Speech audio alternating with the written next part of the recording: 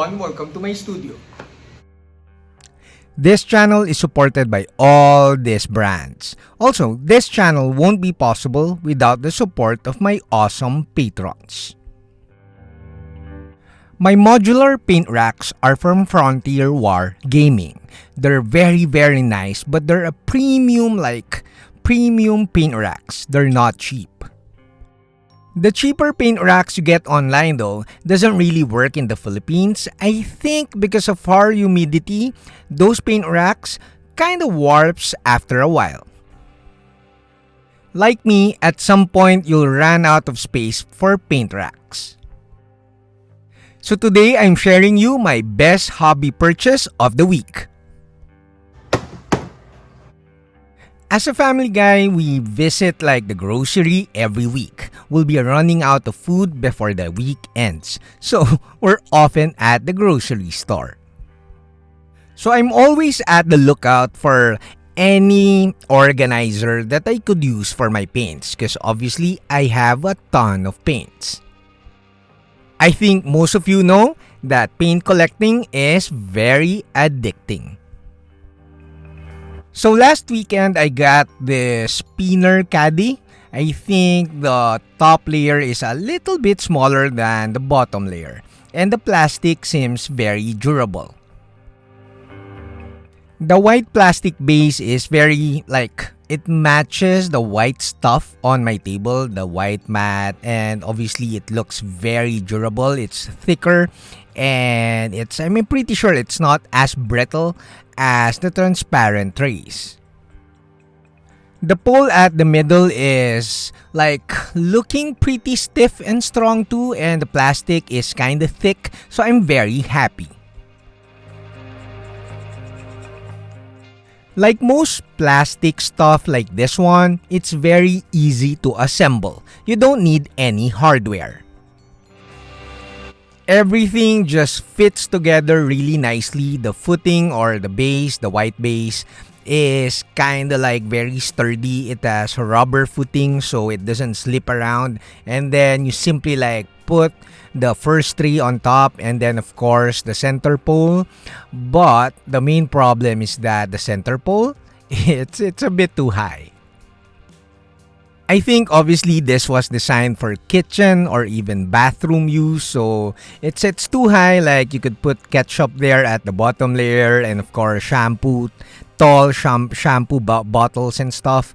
So it's too high for a paint rack. So we have to cut the middle pole. I'm using my daughter's Tamiya pole. No, not Tamiya pole. Tamiya saw. And this is really good stuff, of course. And then you simply cut to your desired height and then, of course, clean it up. After cutting, you clean up the edges with a file. Oh, and I have to keep the unused pole because you could use that for any diorama work.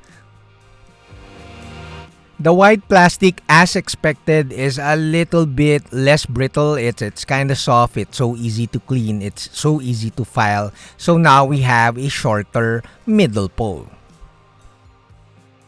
The middle pole actually fits really snugly on the base. So it's really tight. But don't carry it once you have paints there because it will pull out for sure.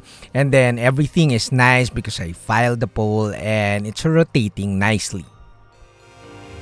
The bottom layer does not spin as fast as the top layer, but that's fine because you really don't need to spin it super fast.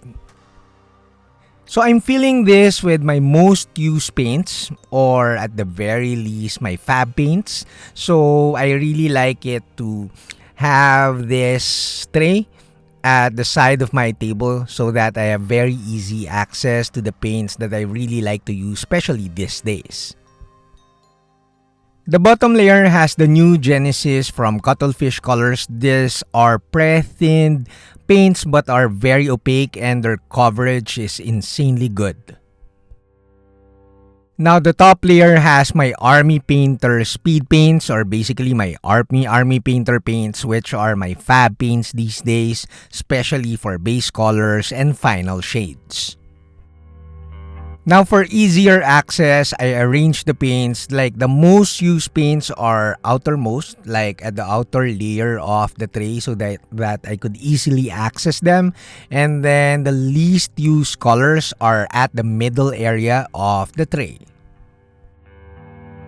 Also, I made sure not to fill it up too much because if you fill it up with too much paints, of course, they're going to be really snug together and it will be difficult to pull out the colors or the paints when you need them. So I did not buy two of this. When you buy the box, it has two trays already, two spinning caddies already. This one, the second one, I put my Hyro paints. Insanely good coverage. These are local paints here in the Philippines and I highly recommend them for miniature painting. So similar to the first one, I have my contrast paints and citadel shades at the top, like similar to the army painter. So basically at the bottom rack, you have the very opaque paints with very good coverage, and then you have the shades and army painter at the top tray so that they're easier to access.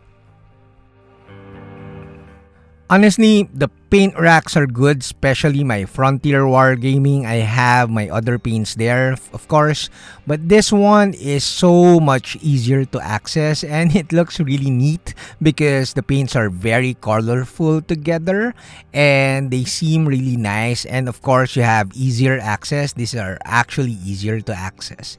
And of course, you could interchange the layers, and if need be, you could replace the paints, of course, depending on the painting method that you're like doing these days. Like for now, I really enjoy my army painter, a bit of my citadel shades and contrast paints, and of course my base colors at the bottom. So this spinning caddy is from Polder, and the plastic seems very durable. I think especially for the paints. The Hyro paints are heavier than the cuttlefish colors because they're a little bit thicker and maybe they're filled a bit more. But then again, I think it could handle all those paints that we added to it because they could like carry, it was designed to carry like shampoos and condiments, which are heavy because condiments are usually bottles, glass bottles. So I think this will hold up. 8 pounds is pretty good, especially for very lightweight paints. So it's such a great deal at a little more than $10 and you get a set of two. I have them on both like extreme sides of my table and then they're very easy to access now. Now, it's time for my burger. That's it, Pansit. I hope you liked the video and watch these other videos.